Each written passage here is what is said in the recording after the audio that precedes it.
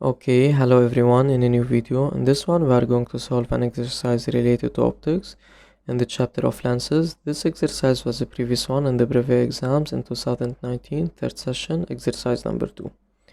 The title of this exercise is thin lenses.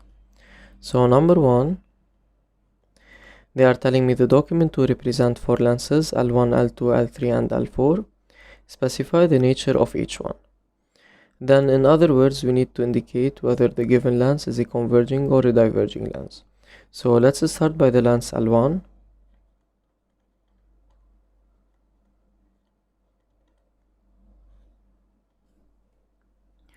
Notice that here the direction of propagation of light is not indicated, but from the arrows on the incident ray and the emergent ray, we can know that the direction of propagation of light is from left to right. So this is the incident ray because it's hitting the lens, and this is the emergent ray because it's coming out from the lens.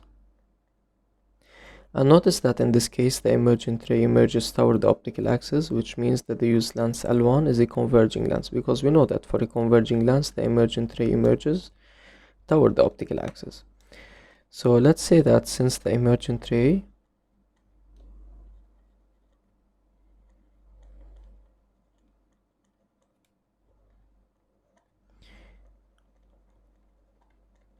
emerges from the lens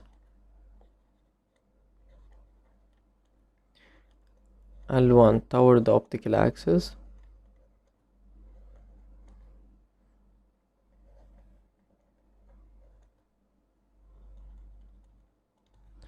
which means that then L1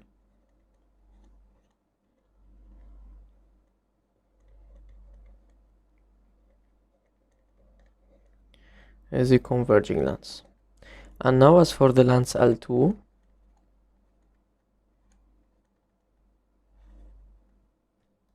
okay, similarly here from the arrows on the incident ray and the emergent ray, we can know that the direction of propagation of light is from left to right. So this is the incident ray and this is the emergent ray.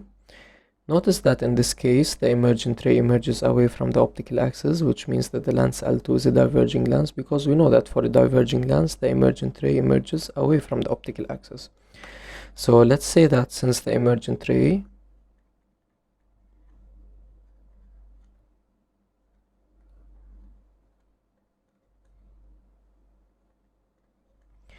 emerges from the lens L2,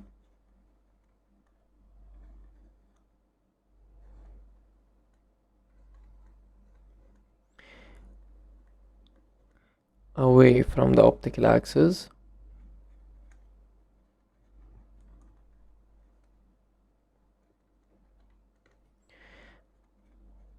then L2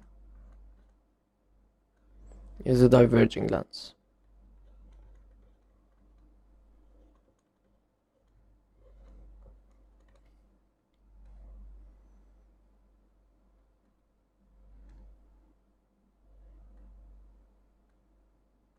Okay, and now as for the lens L3,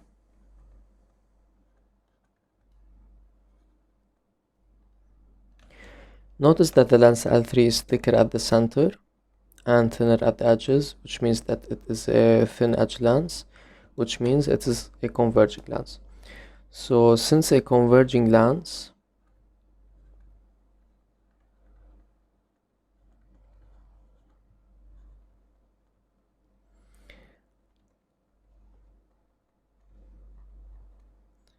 is thicker at the center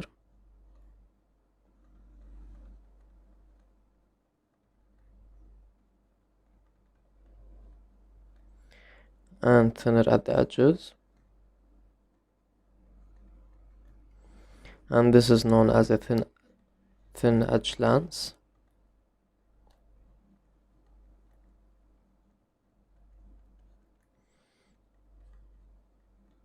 then L3 is a converging lens.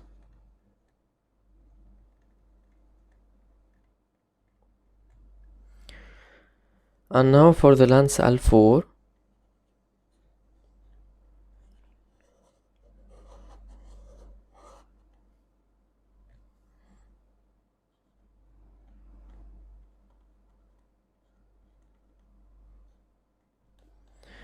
So notice that the lens L4 is thicker at the edges and thinner at the center, which means it is a thick edge lens, which means it is a diverging lens. So let's say that since a diverging lens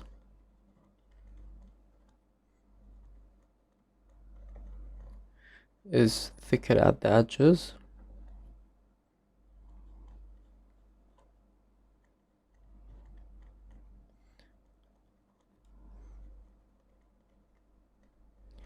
and thinner at the center, and this is known as a thick edge lens,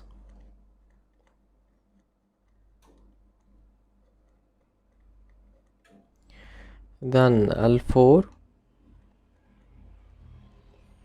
is a diverging lens.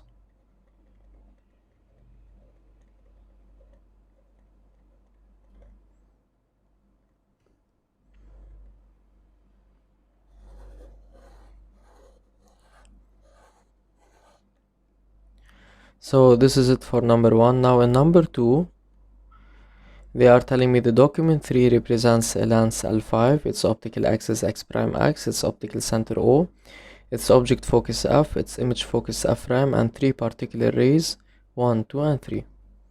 So 2.1, they are telling me that L5 is a diverging lens. Justify.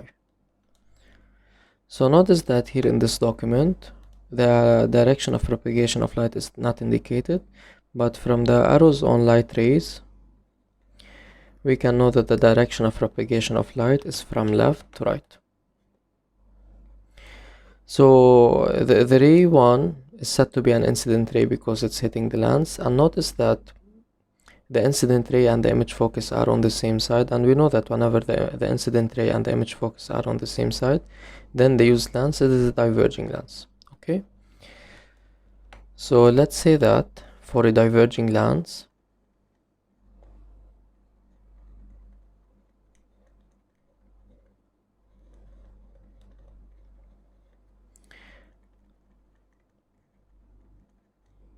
the incident ray and the image focus are on the same side,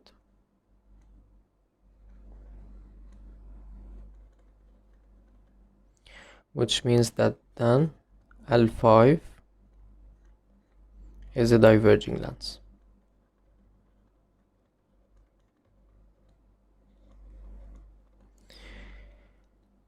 We can also say that the third ray, ray number 3, is an emergent ray because it's coming out from the lens, and notice that this emergent ray is on the same side of the object focus, and we know that for a diverging lens, the emergent ray and the object focus are on the same side, which means that L5 is a diverging lens. So this is it for part 2.1. Now in 2.2, they are telling me determine the focal length f of L5. So we know the position of the optical center, which is the point O, and we know the position of the image focus, which is f prime. Then we can calculate the focal length f, referring to its definition, which is given by the focal length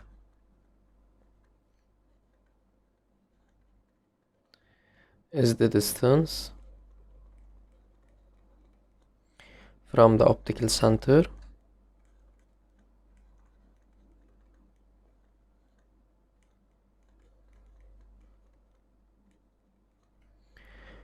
to the image focus. So whenever we need to calculate the focal length, we always start by writing the definition. And now let's calculate the focal length graphically, which is denoted by f, and it is the distance from the optical center, which is the point O, to the image focus, which is the point f prime, and we don't forget the bar because this distance may be positive or negative. And now f is equal to O f prime bar. So f is equal to O f prime bar, which is the distance from the optical center to the image focus. Notice that this distance is in an opposite direction of the positive x-axis, so it is negative. And now we count the number of divisions between O and f prime. We have 1, 2, 3. and we multiply by the scale along which we have counted the number of divisions, which is scale along the x-axis. This will give me -6. Since the scale is in centimeters, then the value of f will be in centimeters. So always, all quantities in physics must have unit. Finally, it's a good habit to write our final answer in box to make the task easier for the corrector to notice our correct answer. So notice that here the focal length is negative, which verifies that the used lens is a diverging lens, because we know that for a diverging lens the focal length is always negative. So this is it for part 2.2. Let me make some space.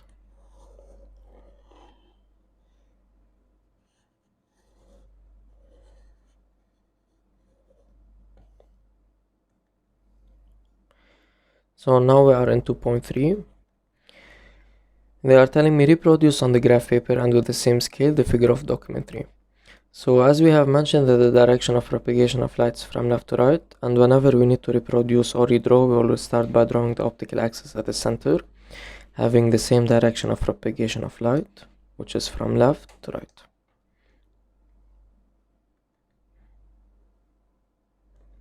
So this is x prime and this is x. Then we place the lens L perpendicular to the optical axis at the center.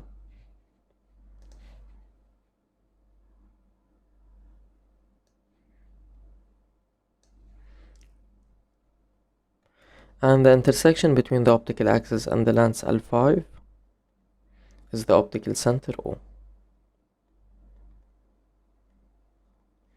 Notice that here in document 3, the symbol of the lens is not indicated, but now from part 2.1 we know that the lens L5 is a diverging lens, so let's use the convenient symbol for a diverging lens, and the arrows are inward. Okay. Now the point f prime, which is the image focus, is located in front of the lens by 1, 2, 3 divisions away from the optical center on the optical axis, and we know that f is the symmetric of f prime with respect to O. And now let's draw the rays 1, 2 and 3. So the first ray number 1, is hitting the lens at the point 1 and a half divisions upward, so 1.5, and it's parallel to the optical axis. So this is ray number 1.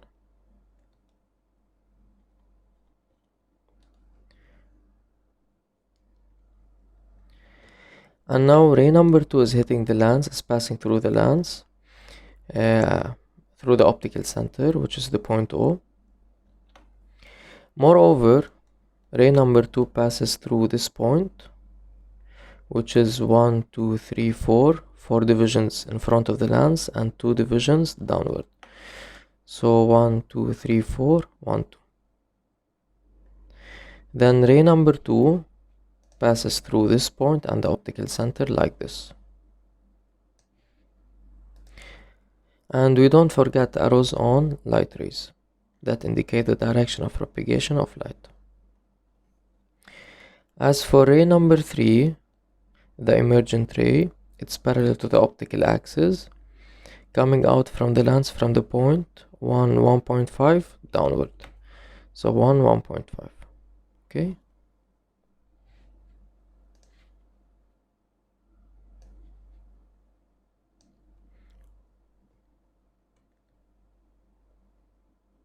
Finally, we need to indicate the scale, which is given by 2 centimeters along the x-axis. So this is it for part 2.3.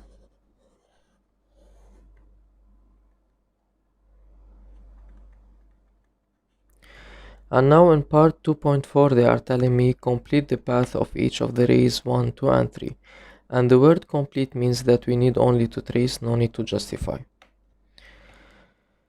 So ray number 1 is an incident ray parallel to the optical axis, and we know that always incident parallel ray is related to the image focus. Therefore the emergent ray will pass through the image focus, but notice that the image focus is in front of the lens and the emergent ray will be behind the lens. Okay, so the emergent ray cannot pass through the image focus.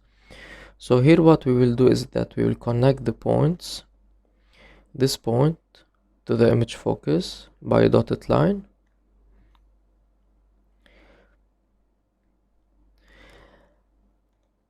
And the emergent ray will emerge along the direction of the prolongation. And we don't forget arrows on emergent rays. This is ray number 2 and this is ray number 3. As for the ray number 2, it's passing through the optical center, and we know that whenever an incident ray passing through the optical center, it will emerge without deviation.